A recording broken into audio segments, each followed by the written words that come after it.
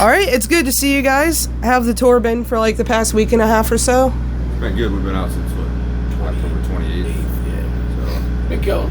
You know, it's hit and miss sometimes, but all in all, it's been really good. Oh, that's great.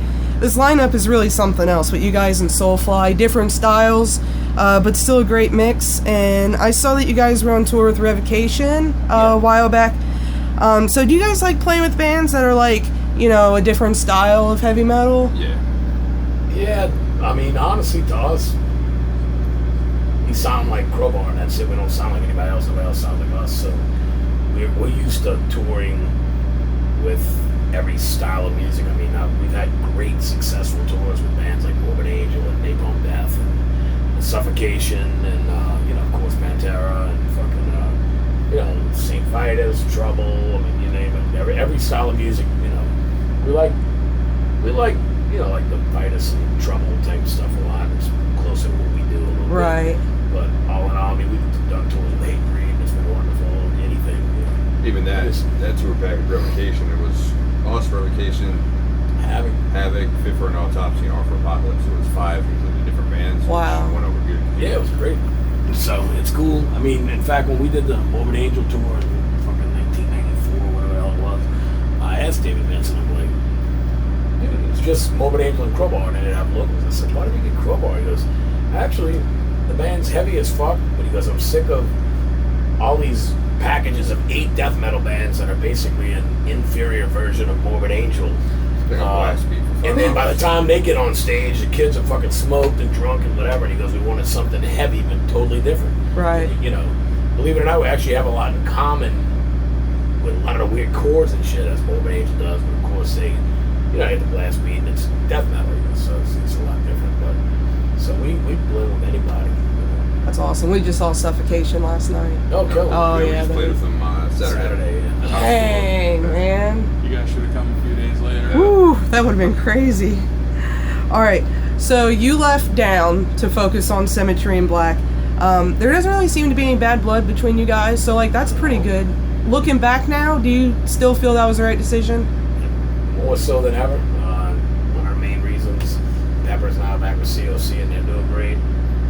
Phil's really concentrating on Superjoint, and Jimmy with IAGOT and Superjoint. So, you know, it's one of them things. You never know. People are like, oh, I mean, we just hung out with Phil Saturday night, Jimmy, Pepper.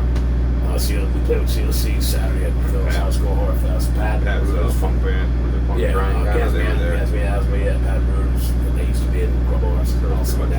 But really, for me, it's kind of, I knew that Phil was going to want to do a lot of different stuff, and then I just went through a lot of personal changes where, you know, for me being able to tour with my wife and all that, it allows me to tour a lot more, really, and enjoy it, you know, and it just really works. So there's no doubt about it, looking back, you know, hindsight's 2020, you know, but there's no doubt in my mind that I did the right thing, and I think it, you know, maybe help the other guys follow their heart to what they might want it to be at the time. Down's the kind of band that is never going to not be there. It's never going to break up. It's just, there's so much music to be made, and everyone's in so many different things. And right. For me, to be able to concentrate on something that I created, and it's, you know, I'm the captain of the fucking ship. I need a patch, but I'm a hat. Fucking bottle of rum or something. Gold tooth. But you know, it's nice to kind of, you know, I mean, believe me, people have a misconception that Phil's really difficult to work with. I'm like, actually, he's the easiest fucking dude in the world to work with. He's always open to your ideas, and if you got something, be like, listen up, Daddy-O, that's killer, but what about if you do, you know? And I'm like, great, you know. So I've always worked great with him, and regardless of what happens in the future, sometime I'd love to make music with him again for sure. Oh, that's great. I love the new record, by the way, and the song that sticks out to me the most is your opener. Detroit Rock City? I was like, yeah, sure. Walk with Knowledge Wisely. So can you talk about where that song came from? Musically or lyrically? Lyrically. In a way, it's about walking away from down. You But it's also about walking away from, that was not a bad experience for me. I don't want that to be mixed up or confused, to confuse anyone with that. But it's just, in whatever you do, it was a very ballsy move. Like, most people were like, what's this dude doing? He's crazy. He's leaving a successful, Right. Man, that's much more successful. Obviously, it's not as much, money and whatnot. What's this guy doing? But in my head and in my heart, I knew what I was doing, And in a way, it's about that, but it's also about just making any really difficult decision in life. Whatever you do, walk away with the knowledge you've got. If you're going to walk away from something, be wise about your decision, so to speak. The title speaks for itself. Walk with knowledge wisely. But it's about that, and like anything in life that you put behind you and look forward to something in the future. Like I'm the king of speaking of Phil of his quote from yesterday don't mean shit on fucking read it doesn't. I'm the king of, I don't dwell on what happened yesterday, last night, an hour ago, or anything. I'm about now and what's tomorrow. So I'm comfortable. That's my personality. I don't believe I'm dwelling, on things that you can't change because it's already happened. So. Right. Okay. So I've read that Symbolic Suicide is about Peter Steele. Mm-hmm. So in what ways did him and Typo Negative and Carnivore influence Crowbar? What do you mean it influenced me? The Carnivore Retaliation and the first Typo, like two of the most influential albums to me ever. And I've just been, the reason the song's called Symbolic Suicide is I read something years ago, pretty positive, where Peter was talking about having cut his wrists, being really depressed, and he goes, it was a feeble attempt at really killing myself.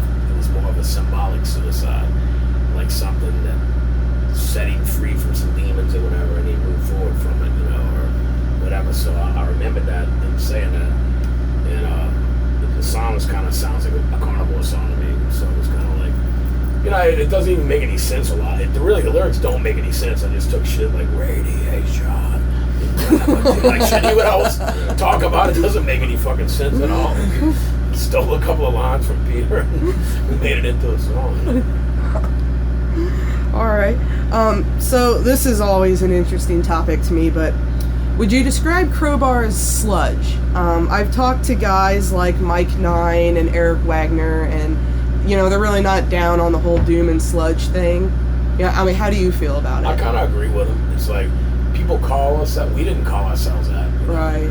We even have shirts that say Kings of Sludge, and I'm like, well, to me, like Mike always says, it's just heavy music or it's rock and roll or whatever.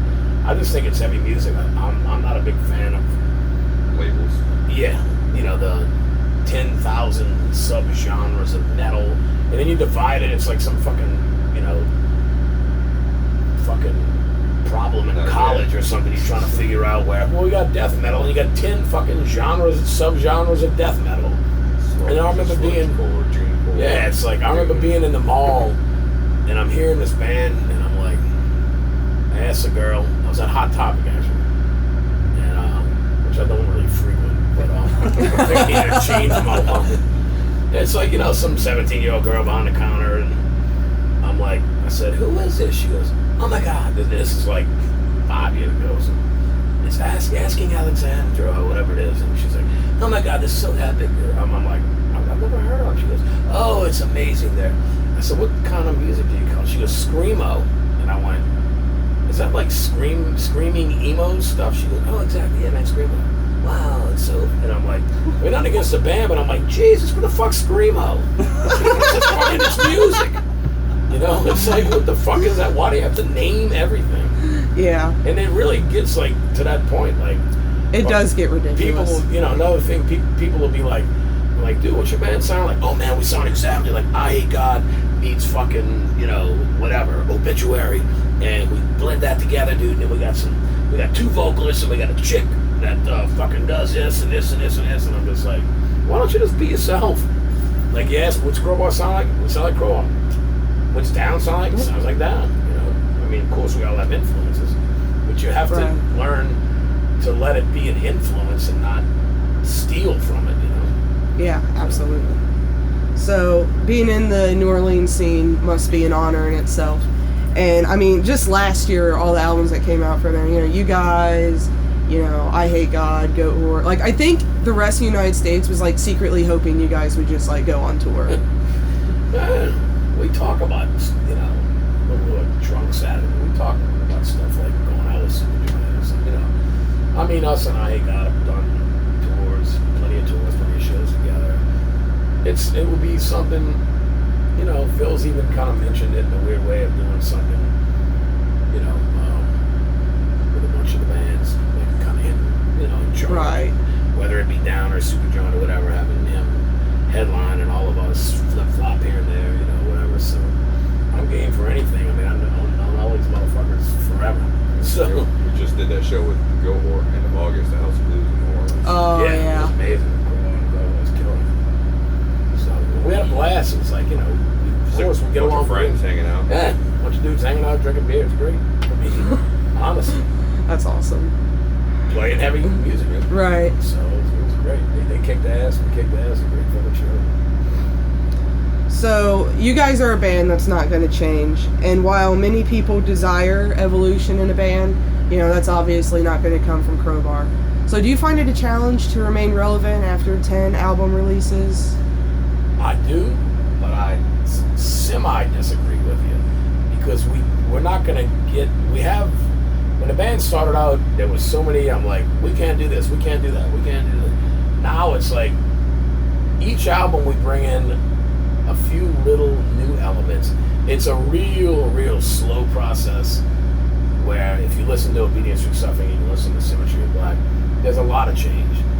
Mainly, it's better songs, vocally I think it's more mature and better, but all in all you're correct. I mean, we're not gonna, you know, totally go fucking rap and whatever. Yeah, I mean, we're never gonna, you know, do anything gay like that. So pretty much Crowbar is Crowbar, you know. I don't like to think of us as being painted into a corner or being a one-trick pony or anything like that. I mean, we play fast, we play slow, but we also have melodies. And first and foremost is I want good songs. It has to be a song. It can't be 6 riffs glued together. Right. It's got to be a fucking song. It's got to flow. It's got to be, you know, I mean, it's got to be a song. It's got to have a hook, a fucking chorus. It's got to have melody here and there. It's got to have heavy ass fucking riffs and gouge your eyes out with a fucking butter knife. You know, all of the above. So does 10 album releases mean anything symbolically to you? Is this like a milestone?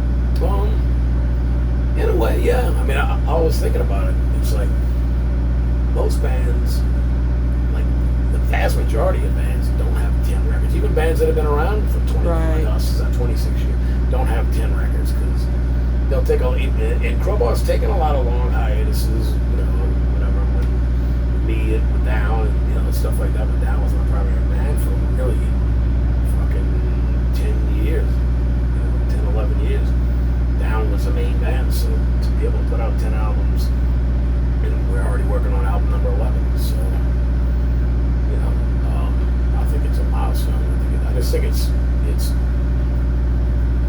we're fortunate to be able to have done that, you know, and, you know, we're in a great place, musically, as far as just everything with the band. We're in a great place, with everything. Everybody's mindset is, you know, we're all focused on the same thing.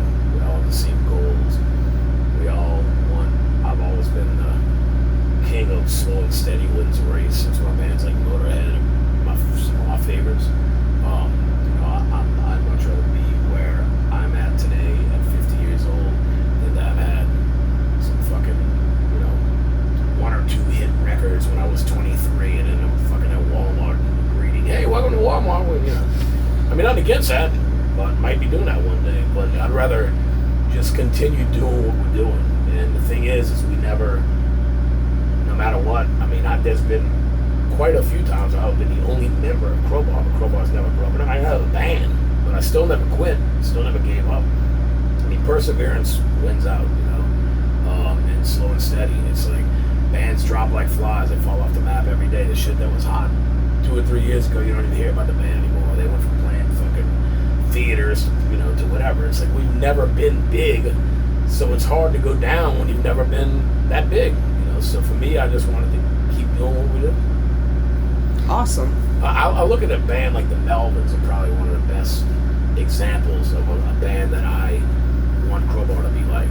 You know, they continue to build. They have an amazing cult following, me being one of them, and have been since, you know, they've been a huge influence on Crowbar back in the beginning. Basically, the only cassette tape Jimmy Bauer had in his fucking beat up Toyota Celica full of empty Coke cups and cigarettes everywhere. It was fucking, we had the Melvins, there was Ozma on one side, Louis Torture Treatments on the other. And we'd be listening to that on the way to Slugs practice before we come Crowbar. Oh, yeah. And that was a huge influence on Crowbar and obviously on I Hate God too, because he was doing I Hate God around the same time. He started playing guitar and shit. So a band like the Melvins is a band I want to be like. It's like, they're not huge, they're not a household name, but they're one of the most amazing bands I've ever seen in my life live. I was lucky enough to, they supported down on 2 tours, and I've seen them and played with them on and off over the years. So, you know, that a band like that's what we strive to be like. We don't need to be, you know, flavor of the month, household name, make a, you know, be rich. I mean, we make a living doing it. It's better living than a lot of people make doing crappy jobs. So we got to make it love it. All right. So my next question is, what's next for Crowbar? We got a gig tonight, about an hour. Hour and 1 minute or so. Just a new record. We're touring. I mean, we have a pretty comfortable, this is I think our 11th tour. 7 overseas, and the 4th one here. We go out with Hot on Fire in December for a short run. So, and then studio probably by February 1st. We're gonna finish writing. We have 4 new songs now. So we're shooting for 10 minimum. But just back in the studio. We already know we're going to the UK and Europe and end of April, yeah. That's awesome. Desert Fest with the headliners, Godflesh, Electric Wizard, us, and it's like 3 days long. I think COC's on. Yeah, COC's on now. So, and I mean, that's the kind of thing too I'd like to reach out. I've kind of been, Pepper been texting a lot lately, which we never used to. It's kind of weird, but in a good way. But I'd like to reach out to him as well. Like we wanted to do, you know, we did COC. In fact, we started in Indianapolis. We did a tour with COC 10 years ago on what is it? Oh my God, tour or whatever. Oh my God! But we started in Indianapolis on that tour and everything went great. We had a blast. So you know, I'd like to reach out to him about shit like that. Like, hey man, why don't we do some shit in Europe together or whatever? So we're up for anything. Because, you know, we bring it every night, 110%. That's the way it's always gonna be. And that's that. All right. Do you have any last words for your fans? We just want to thank all the Crowbar fans for all the support. I said we ain't the biggest, we might not be the best, but goddamn it, we kick ass.